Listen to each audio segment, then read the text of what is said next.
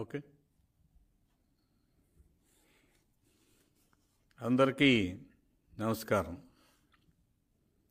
రాష్ట్రంలో దళితులపై దాడి నిత్యకృత్యం అయిపోయింది. 100 ఎలుకలను తిన్న పిల్లి కైలాస మానస సరోవర యాత్ర చేసినట్టుగా దాదాపు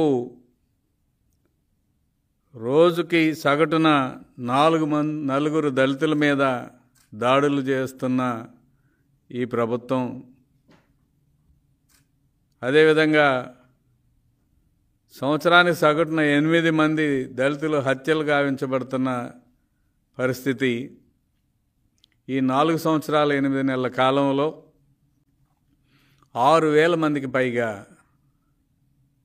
దళితులు దాడులకు గురయ్యారు. అంతేకాదు 28 మంది దళితులు హత్యగావించబడ్డారు.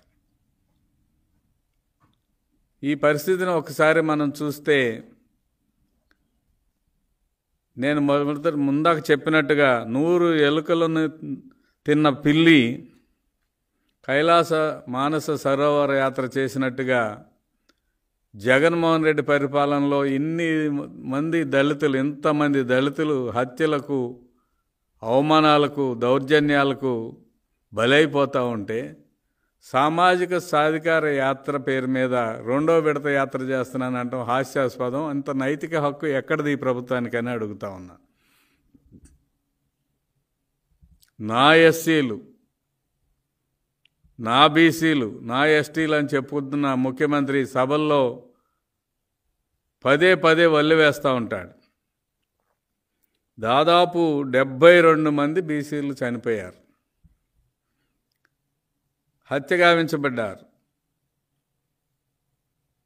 దాదాపు వేలాది మంది బీసీలు మీద దౌర్జన్యకాండ కొనసాగింది. ఇటువంటి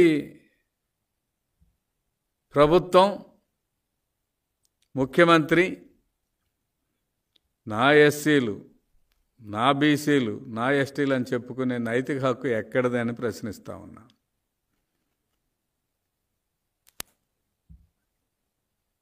రక్షించాల్సిన పోలీసు యంత్రాంగం, అధికార పార్టీ మదంతో కొట్టుమిట్టాడుతున్న నాయకులకు వంత పడతా ఉంది. నిన్నగాక మొన్న హోమ్ మినిస్టర్ గారు శ్రీమతి తానేటి వనిత గారి నియోజకవర్గంలో దొమ్మేరు గ్రామంలో బొంత మహేంద్ర అనే దళిత యువకుడు ఆత్మహత్య చేసుకునే పరిస్థితి. దీనికి కారణం ఏంటి? మనం విశ్లేషించుకుంటే స్పష్టంగా అర్థమవుతుంది. అధికార బలం, అధికార మదం, అహంకారం ఖచ్చితంగా కనిపిస్తుంది.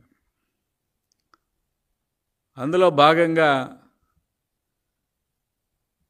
ఆమె కోసం,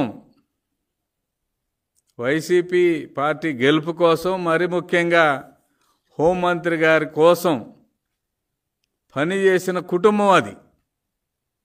అటువంటి కుటుంబంలోని యువకుడికే రక్షణ కల్పించలేని దుస్థితికి హోంమంత్రి నెట్టివేయబడ్డారు. కేవలం ఒక ఫ్లెక్సీ మీద కొంతమంది తలలు కనపడలేదు,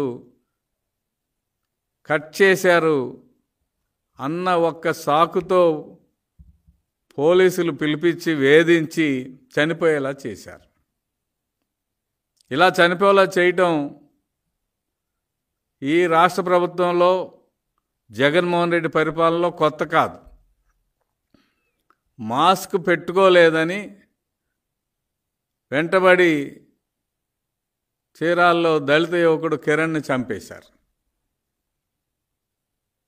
ఓం ప్రకాష్ అనే దళితుడు జగనన్న సరఫరా చేసే కల్తీ మందు సరఫరా చేస్తున్నాడు.